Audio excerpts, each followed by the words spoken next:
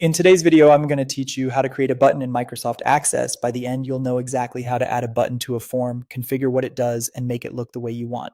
Start by opening Microsoft Access and loading the database you want to work with.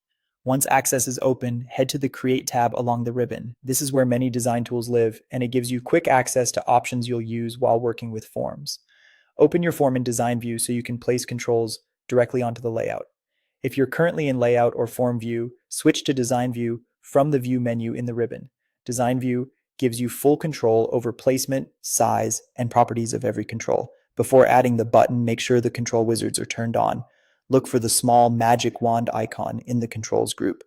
When it's highlighted, Access will guide you through setting up common controls like buttons, using a friendly wizard so you don't have to write code. Now, in the controls group, click the button control. Your cursor will change to a crosshair. Move to the form's design surface and draw the button by clicking and dragging to the size you want. Don't worry if it's not perfect. You can resize or reposition it later. As soon as you release the mouse, the command button wizard appears.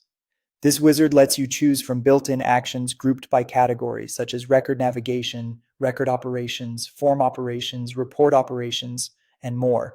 Pick the category that fits your goal, then choose a specific action. For example, you might select an action to save a record, open another form, print a report, or close the form. Click Next to continue.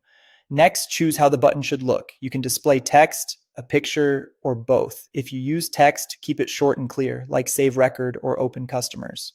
If you pick a picture, choose an icon that makes the action obvious. You can always adjust the button's size afterward to make the label or image fit neatly. Finally, give the button a meaningful name. This is the control name used behind the scenes, which helps you identify it later if you need to tweak settings. Click Finish, then switch to Form View to test. Click the button and confirm it performs the action you selected.